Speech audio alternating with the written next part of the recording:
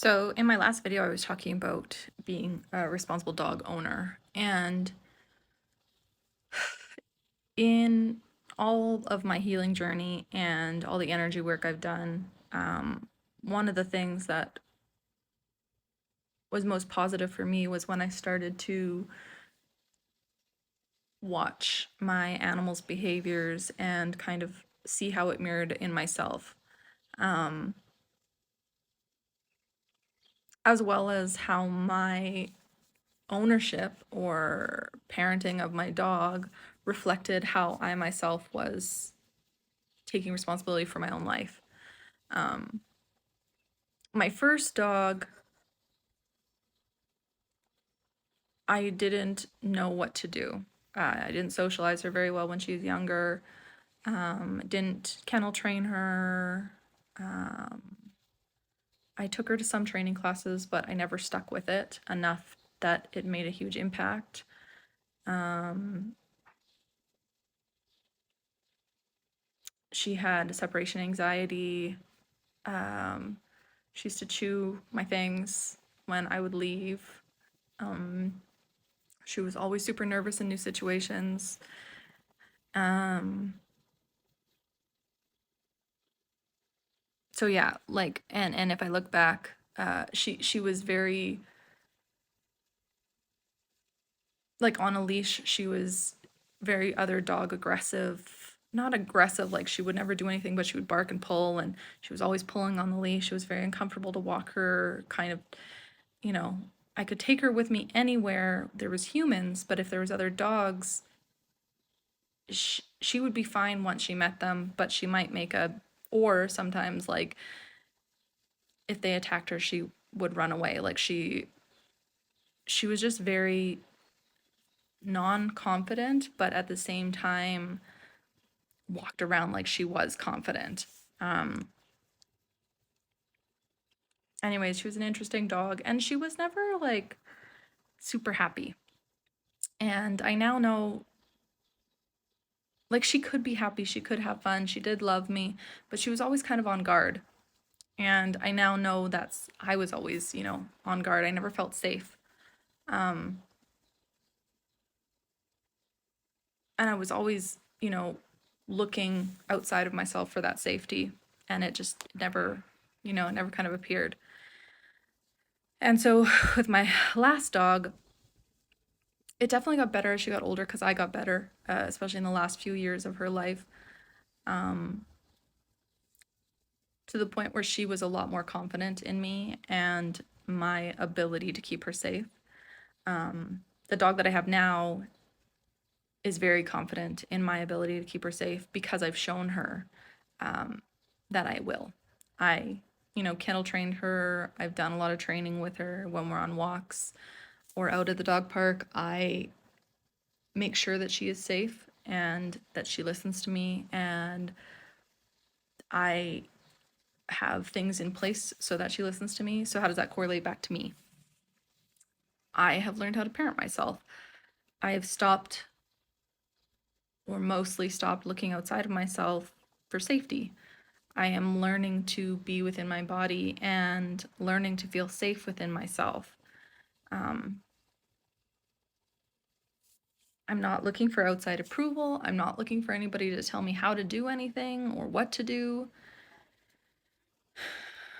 I still like want guidance and I like to have confirmation, um, which is fine. We're humans, confirmation is great. Guidance is nice.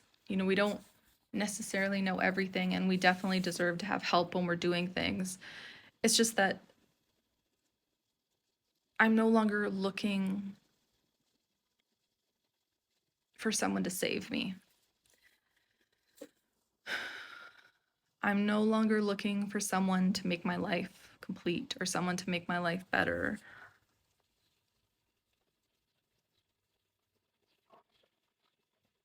I'm now open to myself doing that for myself. I'm um,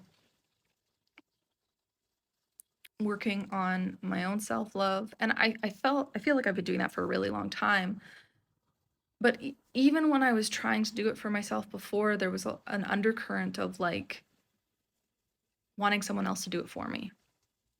So even though I was working on myself and I thought I was taking responsibility for myself, I wasn't. And it wasn't until I was like, okay, if I'm not happy, like, why am I not happy? Like, am I in the wrong situation? And the answer was yes. Like, am I not happy because of my behavior? Yeah, some of my own behaviors that I would like to change. So I have to change those behaviors. Um, but also for me, it was like I was pushing myself all the time. This is like my last dog was like that. It's like she was always on guard. It was like me too. I was always like, I need to do the next thing. I need to do things perfectly. I need to make sure that everything's perfect, right? Like always in anxiety. And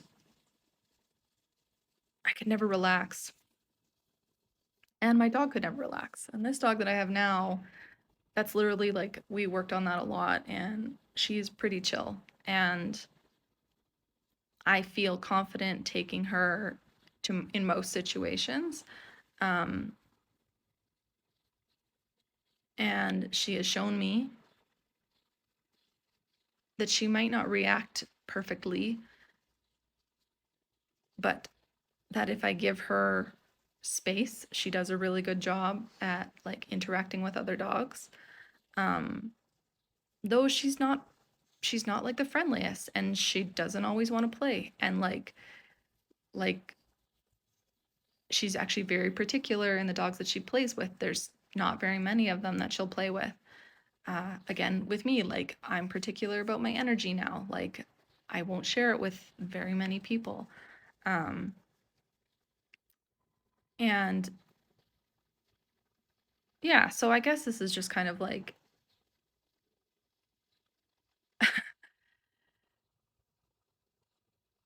a a correlation for me between my dog's behavior and my own behavior. It doesn't stop at dogs. For me, it started with horses, to be honest. And now, like, I have a cat, and I think he's teaching me boundaries. He's quite a cat. Like, he does what he wants. He can be quite a savage. Like, if I pet him, sometimes he wants to attack me. And at first, like I was kind of like upset. I didn't understand. Like I would like kind of push him back when he would do that, trying to get him to stop, but that just made it worse. And then recently, I had like an oven mitt was playing with him, but he just kept getting worse. Like he would hurt me through the oven mitt. And so now I've decided, like, you know what? I just need to ignore him. Like when he's like that, I just need to say no and like kind of push him off the chair, not meanly, but just like I don't want you in my space if you're going to be that way. And that seems to be the best um, solution I found. I don't really pay attention to him unless he comes to me. I'll start to pet him, but if he shows any behavior where he's going to attack me, I stop petting him. And he's not like my dog. My dog wants attention all the time. My cat does not want attention all the time. Um, and so it's interesting, right? Like those two different dynamics. Like, what is my cat teaching me? That I don't like attention all the time, but I do like attention all the time, right? Because my dog wants attention all the time, but my cat doesn't. Like, there's different dynamics. But I think what it is more cats are interesting, right? Like they're magical. So he's teaching me boundaries. He's also teaching me it's okay to not always want to be around people. And it's okay to have your own space. And it's okay because I still love him. Like, even though he attacks me, like, I still love him. Um, and now I've realized that if I give him his space, he doesn't attack me. So, boundaries are important. And with my dog, she loves to be loved, and that's important for her. Boundaries are still important, just different types of boundaries for different situations and different people, different things. So, anyways, um, hopefully somebody gets something out of this.